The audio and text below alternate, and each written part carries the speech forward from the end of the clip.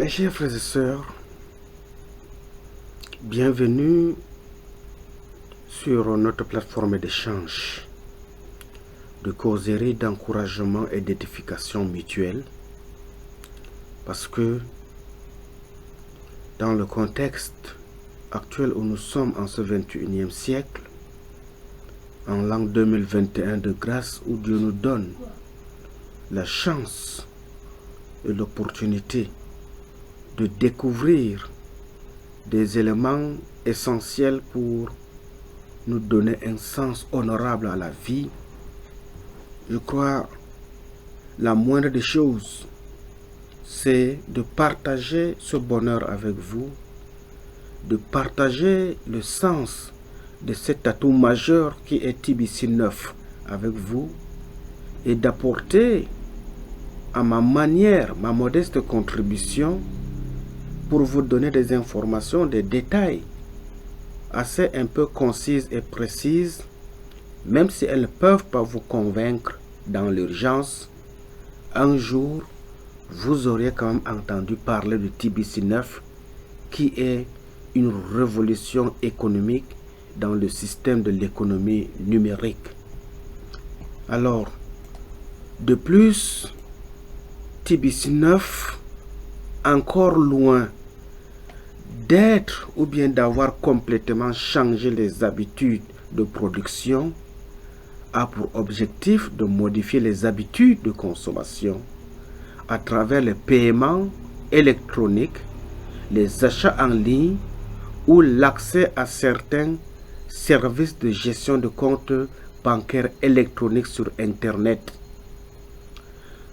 Pour nous qui sommes au Cameroun par exemple, selon une étude très récente, il se pourrait que seulement 4 millions de Camerounais payent et transfèrent de l'argent via le mobile money contre 26 millions au Kenya et 24 millions au Nigeria. Seules 4 entreprises camerounaises par exemple sur 7 sont connectées à Internet contre 5 au Kenya, et vous comprenez par là que seuls 15% des agents de nos ministères ont accès à Internet contre 32 en Côte d'Ivoire.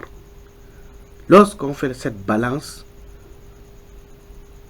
je peux simplement dire que même en zone francophone, le Cameroun est très en retard derrière la Côte d'Ivoire en termes de consommation de l'outil Internet, ne serait-ce que dans les services publics. À travers ces comparaisons, donc, on constate dès lors qu'il y a un grand fossé entre le Cameroun et les autres pays d'Afrique francophone ou bien d'Afrique en général, ci-dessus mentionnés.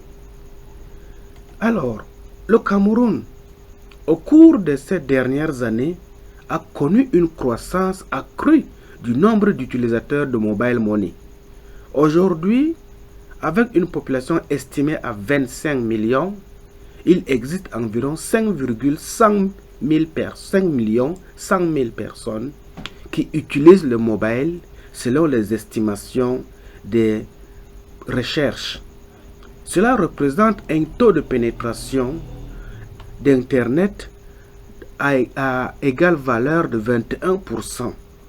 Ce taux comprend 20% de jeunes âgés de 18 à 24 ans, 35% âgés de 25 à 35 ans, 26% âgés de 35 à 44 ans et 11% âgés de 45 à 54 ans et 5% de 55 à 64 ans, tandis que 3% sont ceux de la tranche d'âge comprise entre 65 ans.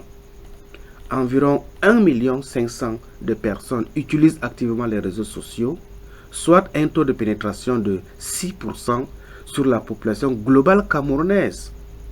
Parmi ces utilisateurs, juste plus d'1 million seulement se connectent à leurs réseaux sociaux via le mobile. Alors, lorsque j'étudie un peu ces statistiques qui ne reflètent pas la beauté de l'émergence camerounaise, je me rends simplement compte que Au Cameroun, nous sommes en retard sur la prospection de l'outil Internet parce qu'il nous manque de ressources financières. Même dans nos villes, pour avoir de l'argent et obtenir au moins 4 gigas d'Internet par jour n'est pas donné. Parce qu'il faut un abonnement qui te coûte au moins 10 000 francs CFA par mois. Et cet argent, 10 000 francs pour quelqu'un d'autre, il va estimer que c'est beaucoup trop pour pouvoir dépenser ça dans un truc qu'on va utiliser au téléphone. C'est juste cette pauvreté morale-là qui fait en sorte que beaucoup de Camerounais ne consomment pas l'outil Internet. Mais, quelle est la cause?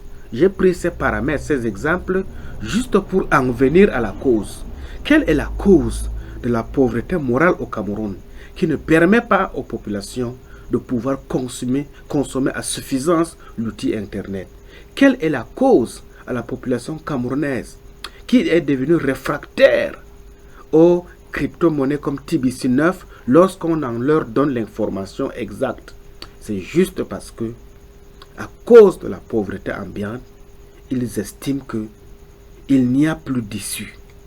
À cause de la pauvreté meurtrière qui décime notre population, du plus jeune jusqu'au plus âgé, au Cameroun, on croit que, en dehors des services de l'État, rien n'est plus possible pour pouvoir permettre aux privés de pouvoir se prendre en charge et de sortir aussi de cette pauvreté-là.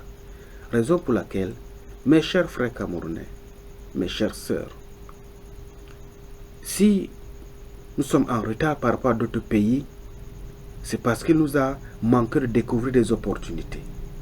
Et ces opportunités qui nous ont manqué par le passé, c'est ce dont je vous offre comme information en ce jour, à travers la connaissance et la maîtrise de l'instrument TBC9, qui est la base idéale de notre réconfort pour améliorer notre futur.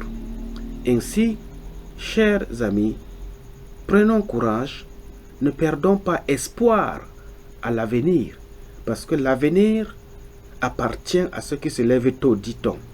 Et si à l'avenir, ou bien le bonheur appartient à ceux qui se lèvent tôt, lèvons-nous dès maintenant, faisons des recherches pour trouver notre place au sein de la communauté TBC9 du Cameroun, pour qu'ensemble, on essaie de voir avec nos frères de la Côte d'Ivoire qui nous ont donné la chance de découvrir TBC9 en cette année 2021 et voir dans quelle mesure ensemble nous pouvons aussi tirer les autres pays francophones de la pauvreté. Parce qu'il est de notre devoir. Nos frères ivoiriens nous ont donné la chance de découvrir TBC9. Eux aussi ont découvert ça ailleurs.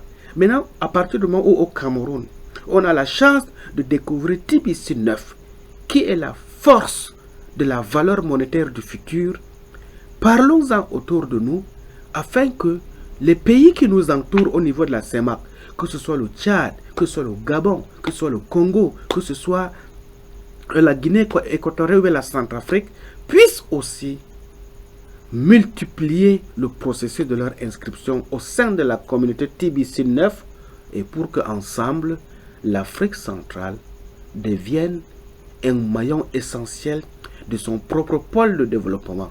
Je vous remercie.